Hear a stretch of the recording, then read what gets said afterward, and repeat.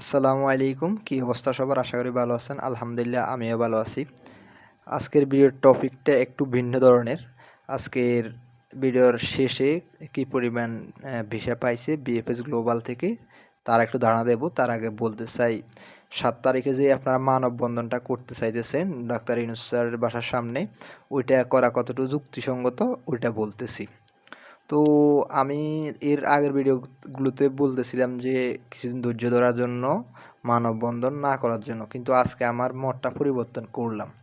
আজকে আমি বলতে চাই যে যারা হচ্ছে মানববন্ধন করার জন্য প্রিপারেশন নিতেছেন, শান্তিপূর্ণভাবে তারা প্রিপারেশন নেন। তবে শান্তিপূর্ণভাবে। শুধু আপনারা ডাক্তার ইউনূস স্যারকে এটা জানাবেন যে আমরা ১-১.৫ বছর ধরে ভুক্তভোগী, যে আমাদের আর উপায় নেই। আমরা একজন এক দেশ থেকে এসেছি, কেউ সৌদি আরব ছিলাম, কেউ ওমান ছিলাম, ওইখান থেকে আমরা কাজ ছেড়ে এসেছি ইতালি যাওয়ার উদ্দেশ্যে। এখন আমাদের কোনো কাজ নেই। আমি কি জন্য আন্দোলনটা করতে হবে যুক্তিসঙ্গত আমি যুক্তি দিতেছি, তার একটা যুক্তি দিতেছি। আমি আজকে বিএফএস গ্লোবালে গেছিলাম ইনফরমেশন কালেক্ট করার জন্য। আমি তো এমনিতেই যাই। তো যাওয়ার পরে হচ্ছে একটা লোকের সাথে দেখা হইলো। ও বলতেছে আমার সুইসাইড করা ছাড়া তেমন একটা পথ বাকি নেই।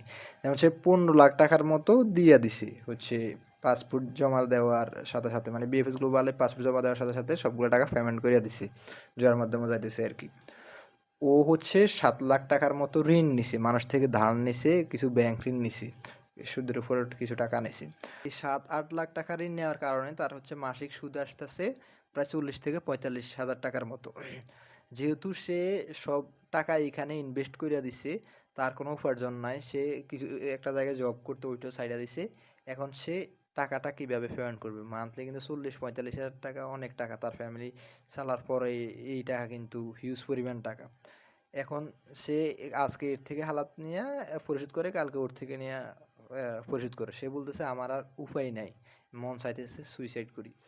এই যে মানুষের হাহাকার, মানুষ ফ্যামিলি নিয়ে কষ্ট করতেছে, বউ-বাচ্চা নিয়ে কষ্ট করতেছে, যারা হচ্ছে ম্যারিড, তারা তো তাদের ফ্যামিলি চালাতে হয়। এই আর্তনাদ বোঝার জন্য শান্তিপূর্ণভাবে ডাক্তার ইউনূস স্যারের বাসার সামনে মানববন্ধন করা উচিত। তো যারা মানববন্ধন করতে যাবেন, আমরা নিজেরাই যাব। তবে আপনাদের কাছে একটাই রিকোয়েস্ট, শান্তিপূর্ণভাবে কোনো ধরনের ভাঙাভাঙি করা যাবে না। যেহেতু বাংলাদেশে একটা রাজনৈতিক অস্থিরতা চলতেছে, এখানে বিভিন্ন পার্টি আইসা একটা আমাদের ভিতরে ঢুইকা বিভিন্ন ধরনের করতে পারে, গন্ডগোল লাগানোর একটা ফায়দারা করতে পারে। কারণ হচ্ছে যখন গন্ডগোল লাগবে তখন তাদের লাভ হবে, আমাদের কিছু হবে না। আমরা শুধু আন্দোলন করব শান্তিপূর্ণভাবে, যাতে ডাক্তার ইউনূস স্যার জানে যে আমরা কি পরিমাণ ভুগতেছি এটা নিয়ে। আমাদের এটার সমাধান খুব তাড়াতাড়ি হওয়া দরকার।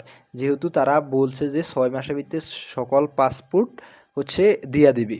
যেগুলো হচ্ছে ভিসা পাবে ওগুলা তো ভিসা দিবে, আর যেগুলো হচ্ছে ভিসা পাবে না ওই পাসপোর্টগুলা খালি দিয়ে দেবে। তো তারা যদি ৬ মাসে সকল পাসপোর্ট হচ্ছে ডেলিভারি দিতে হয়, মানে সকল পাসপোর্ট দিয়ে দিতে হয়, তখন তারা এখন থেকে কার্যক্রম শুরু করতে হবে। মানে হচ্ছে একদিন ৩০০, ৪০০, ৫০০ এরকম পাসপোর্ট দেওয়ার কথা। তার বিনিময়ে আমরা দেখতেছি ৫টা, ১০টা, ১৫টা, ২০টা পাসপোর্ট দিতে আসছে। তার মানে ৫ বছরও এই পাসপোর্ট দেওয়া শেষ হবে না। তো যদি তারা ৬ মাসের ভিতরে তাদের কথা রাখার চেষ্টা করতো, তাহলে তারা কার্যক্রম এখন থেকে শুরু করা উচিত ছিল। আমরা কিন্তু ১-১.৫ সপ্তাহ হচ্ছে ধৈর্য ধরছি যে তাদের পরিস্থিতি মোকাবেলা করার জন্য। মানে তারা কি করতেছে। কিন্তু দেখতেছি আসলে তারা তাদের কথা রাখতেছে না।